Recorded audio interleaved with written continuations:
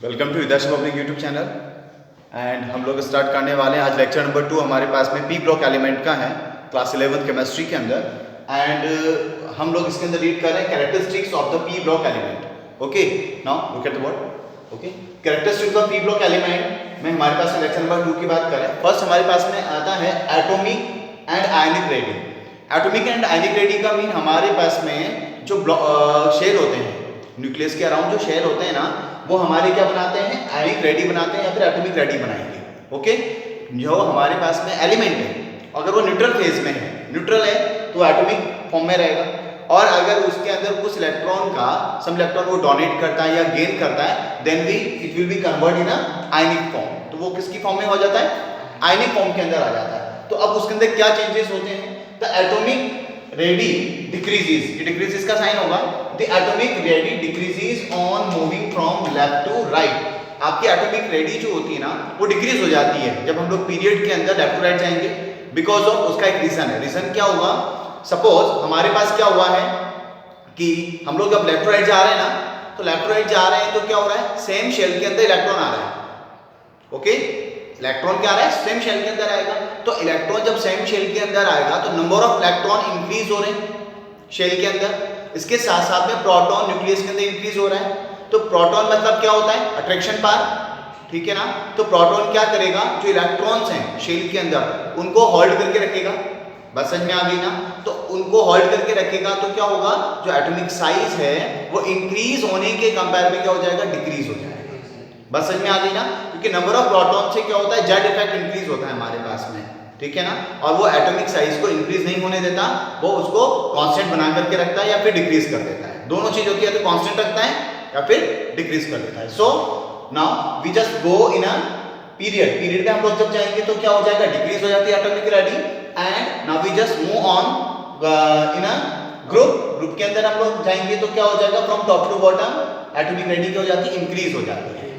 Because of, क्योंकि जब आप टॉप टू बॉटम जाएंगे, इलेक्ट्रॉन वहां पर शेल के अंदर जाएगा, एक न्यू शेल वहां पर क्या होगा, फॉर्म होता जाएगा, फॉर्मेशन होगा न्यू शेल का फॉर्मेशन होगा। तो न्यूक्लियस से काफी ज्यादा दूर होगा वो।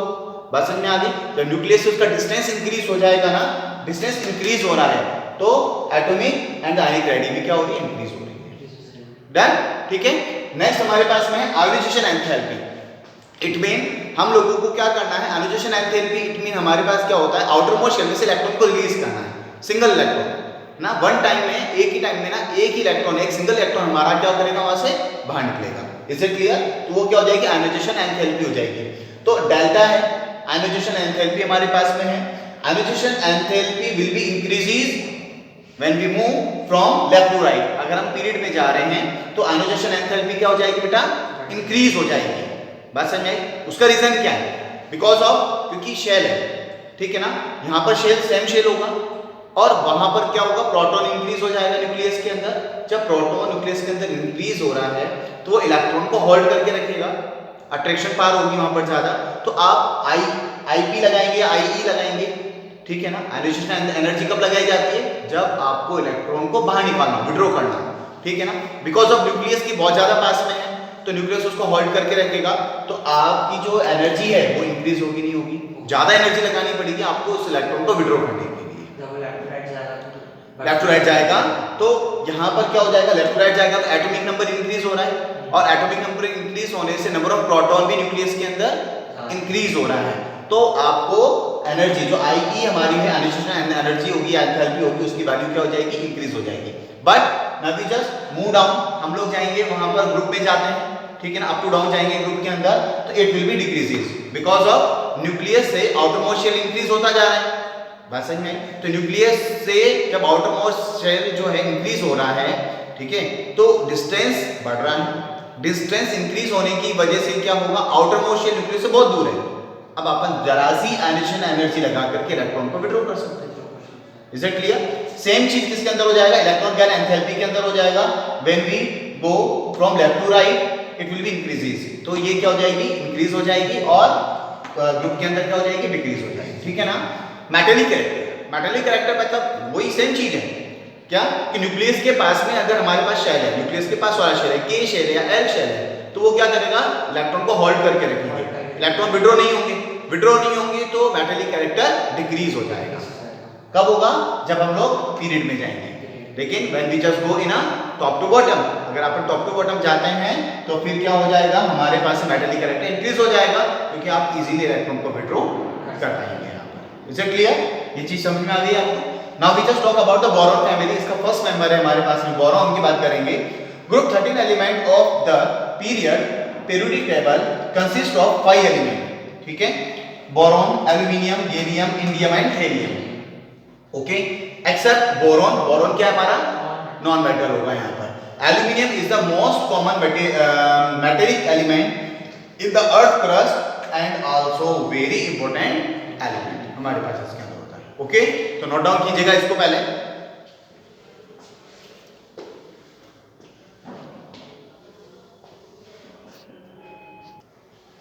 Yes, next let me learn about occurrence of boron. Okay, तो बोरॉन फैमिली के अंदर हमारे पास का ऑक्यूरेंस मतलब बोरॉन हमको कहाँ से मिलेगा और इस अर्थ में ये कितना हम लोगों को कहाँ से मिल जाता है।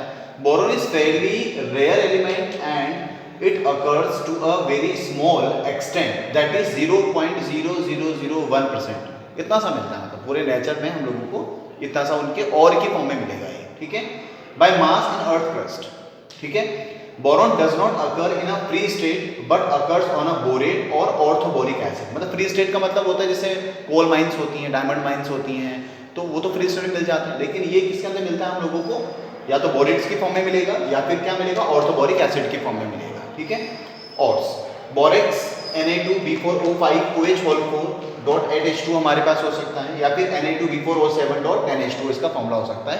किसका ये फॉर्मूला? बोरेक्स का। ठीक है, इंपॉर्टेंट है। ऑर्थोबोरिक एसिड का H3BO3 हमारे पास में हो जाएगा। ठीक है, next aluminium. Aluminium is the third most abundant metal in earth crust. The important minerals of aluminium are. तो हमारे पास में जो इसकी कौन कौन से मिनरल्स होते हैं, एल्यूमिनियम भी किस फॉर्म में मिलेगा? ऑर्स की फॉर्म में मिलेगा।